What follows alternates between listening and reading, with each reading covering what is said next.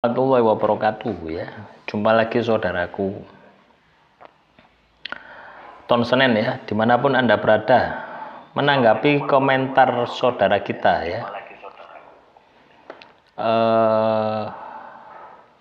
Saya Senin ya, kebetulan Senin lagi ya. Ini sama saja ya.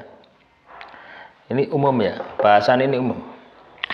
Kedua tangan saya ada garis tangan huruf 2 huruf M, 1 huruf V, 9 huruf X, 1 huruf O, 1 hasil trisula, 1 garis. Apa itu manfaatnya? Ya, 1 itu. Ini masih pertanyaan yang sama.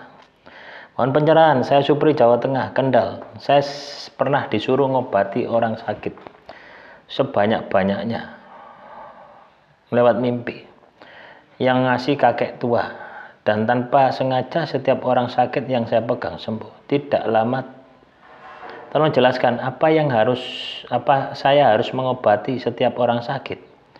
Saya orangnya sangat sibuk dengan kerjaan, tapi naluri saya harus mengobati orang sakit. Gimana itu, Romo? Kepercayaan saya ke zaman kuno.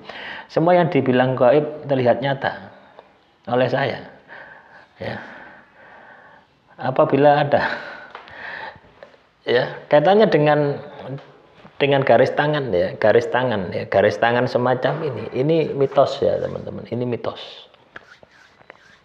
Tapi kalau Anda katakanlah punya kemampuan ya dengan garis tadi, ya berarti Anda tersugesti dengan garis tangan Anda.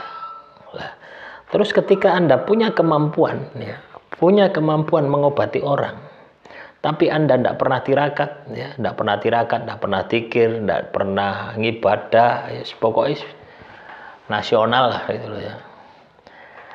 Dan Anda memiliki kemampuan itu, berarti di dalam tubuhmu itu ada kotam leluhur. Ya. Artinya ada jin yang dulu pernah ikut leluhur Anda. Leluhur Anda meninggal dunia butuh eksistensi ya. Teman-teman Utara Senin perhatikan, butuh eksistensi ikut dengan diri Anda. Sehingga tanpa belajar apapun, Anda memiliki kemampuan untuk melakukan penyembuhan, pengobatan, dan sebagainya.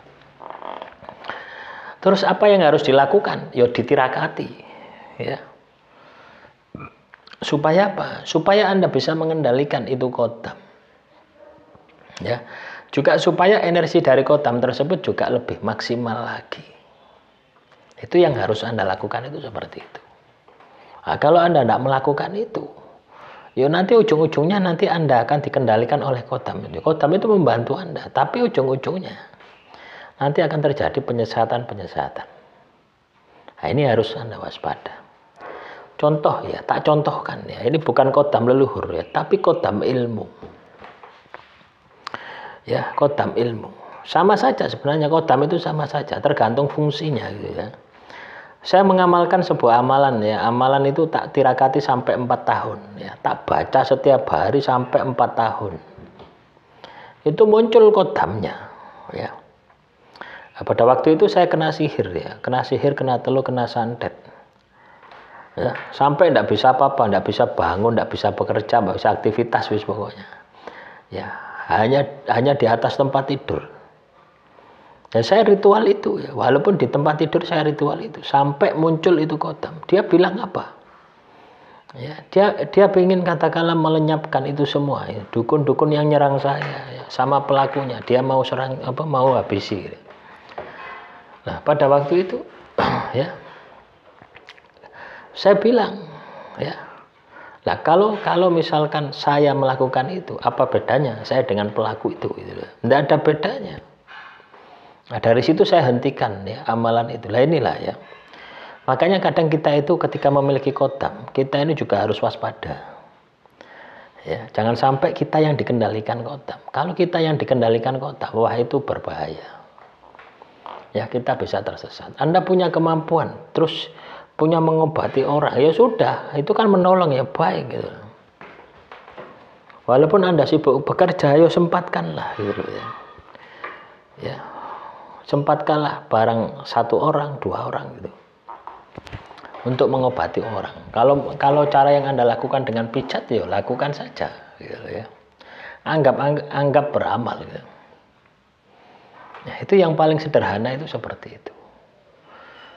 Ya, dan saya ingatkan, tetap Anda harus punya pegangan ya, punya laku tirakat yang Anda harus kerjakan untuk menjaga supaya energi Anda itu tidak terkuras.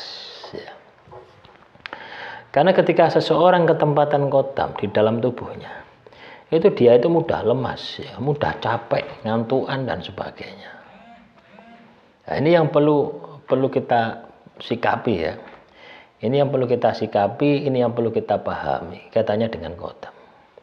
Jadi tidak ada hubungannya dengan garis tangan ya. Garis tanganmu misalnya mencang-mencong, tidak karu-karuan. Tapi ketika tirakatmu kenceng, ya pasti muncul keramatnya. Loh ya, tidak peduli Anda jahat, Anda baik. Ya orang itu kalau sudah tirakat pasti keramat. Ya, contoh Rahwana itu ya. Rahwana itu kan jahat, dianugerahi senjata para dewa. Kenapa? Karena tirakatnya kenceng. Loh, orang mau melakukan kejahatan ya, sihir telus santet itu juga tirakat itu. Lah Anda ingin sembuh ya dari penyakit yang sifatnya negatif. Ya, Anda ingin memiliki kelebihan yang sifatnya positif. Ya harus tirakat. Ya. Jadi jangan mengandalkan sesuatu itu